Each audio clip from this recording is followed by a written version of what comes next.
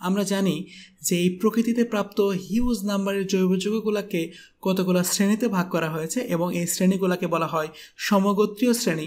এদের নাম সমগোত্রীয় শ্রেণী হওয়ার পেছনে কারণ হলো যে একটা শ্রেণীর ভিতরে যে জৈব যৌগগুলো আছে তাদের ধর্ম এবং বৈশিষ্ট্য প্রায় একই রকম। তো এখন মনে প্রশ্ন জাগতে পারে যে একটা সমগোত্রীয় শ্রেণীর যে যৌগগুলো আছে তাদের ধর্ম এবং বৈশিষ্ট্য কেন একই রকম। তো আমরা দেখেছি যে একটা সমগোত্রীয় শ্রেণীর যে বৈশিষ্ট্যগুলো থাকতে হয় তার ভিতরে একটা হলো এদের একটা সাধারণ সংকেত থাকবে। তো ফর এক্সাম্পল আমরা যদি অ্যালকোহলের কথা বলি, তো অ্যালকোহলের সাধারণ সংকেত হলো CnH2n+1OH। অনুরূপভাবে আমরা যদি লিখি যে কার্বক্সিলিক অ্যাসিড তাহলে হবে CnH2n+1COOH। যদি আমরা লিখি অ্যালডিহাইড CnH2n+1CHO। তো এই সমগোত্রীয় শ্রেণীগুলোকে ভালো করে খেয়াল করে দেখবা যে এদের প্রথম যে অংশটুকু CnH2n+1 CnH2n+1 CnH2n+1 এই তিনটা অংশই কিন্তু সমান, কিন্তু দেখা গেছে যে এরা সম্পূর্ণ আলাদা রাসায়নিক ধর্ম প্রদর্শন করে। এর পেছনে কারণটা কি? এর পেছনে কারণটা হলো যে এই যে তোমার মূলকটা আছে যেটাকে বলি আমরা অ্যালকাইল মূলক, এর সাথে সংযুক্ত এই ছোট ছোট অংশগুলো, এখানে আছে হলো OH, এখানে আছে হলো COOH, এখানে আছে হলো CHO, এই অংশটুকুই এই সমস্ত যৌগের বৈশিষ্ট্য নিয়ন্ত্রণ করে। তাহলে দেখো যে এর আগের অংশ CnH2n+1 যতই বড় হোক, শুধুমাত্র এই OH এই ছোট অংশটুকু এই সমস্ত যৌগের বৈশিষ্ট্যটা নিয়ন্ত্রণ করবে। তার মানে জৈব যৌগের অণুতে এমন একটা অংশ থাকবে, এমন একটা মৌল থাকবে বা এমন কিছু মূলক থাকবে যারা সমস্ত জৈব যৌগের বৈশিষ্ট্য নিয়ন্ত্রণ করে। এদেরকে বলবো আমরা কার্যকরী মূলক। আর আজকের আলোচনা হলো কার্যকরী মূলক সম্পর্কেই।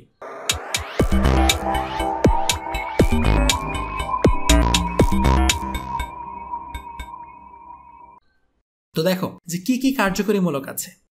তো কার্যকরী মূলকের ভিতরে যদি আমরা বলি অ্যালকোহল, তো অ্যালকোহলে কার্যকরী মূলক হলো OH, যেখানে একটা অক্সিজেন একটা হাইড্রোজেনের সাথে বাকি যে অক্সিজেনের একটা যোজনী আছে সেটা একটা অ্যালকাইল মূলকের সাথে সংযুক্ত থাকবে। তো এই হলো আমাদের অ্যালকোহলে কার্যকরী মূলক। তারপরে আমরা যদি বলি অ্যালডিহাইডে কার্যকরী মূলক, তো অ্যালডিহাইড এবং কিটোন এই দুইটাকে একত্রে বলা হয় তোমার কার্বনিল মূলক অর্থাৎ CO মূলক। এই CO মূলকের এক পাশে যদি থাকে একটা হাইড্রোজেন তখন তার নাম হলো তোমার অ্যালডিহাইড। তারপরে দেখো কিটোন, তো আমরা যেটা পেলাম CO মূলকের নাম হলো কার্বনিল মূলক। এই কার্বনিল মূলকের এক পাশে যদি একটা অ্যালকাইল মূলক আর এক পাশেও যদি আরেকটা অ্যালকাইল মূলক থাকে তখন তার নাম হয় কিটোন। এরপরে দেখো কার্বক্সিলিক অ্যাসিড। কার্বক্সিলিক অ্যাসিড মূলক হলো এরকম যে COOH, এই হলো আমাদের কার্বক্সিলিক অ্যাসিড মূলক।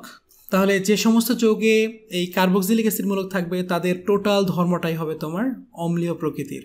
তারপরে দেখো যে ইথারের কার্যকরী মূলক হলো এরকম ও দুই পাশে দুইটা অ্যালকাইল মূলক থাকবে। তো এইভাবে আমরা কার্যকরী মূলকগুলো পেয়ে থাকি। তাহলে কার্যকরী মূলক বলতে আসলে কি বোঝায়? যে সমস্ত মৌল বা যৌগমূলক জৈব যৌগের অণুতে বসে সমস্ত জৈব যৌগের ধর্ম এবং বৈশিষ্ট্য নিয়ন্ত্রণ করে তাদেরকে বলা হবে কার্যকরী মূলক। তো আশা করি কার্যকরী মূলক কি এই ব্যাপারে তোমাদের স্পষ্ট ধারণা হয়েছে। তো আমরা আরও কিছু কার্যকরী মূলকের গাঠনিক সংকেত একটু জেনে নেই। এরপরে আছে হলো অ্যামিন। তো অ্যামিন হলো একটা ক্ষারধর্মী কার্যকরী মূলক। এর কার্যকরী মূলকের যে সংকেত সেটা হলো তোমার NH2। তারপরে আছে হলো তোমার এস্টার। এস্টারের যে কার্যকরী মূলক সেটা হলো যে COOR। এই হলো আমাদের এস্টার। তো আশা করি বুঝতে পারছো। আজকে এই পর্যন্তই। আল্লাহ হাফেজ।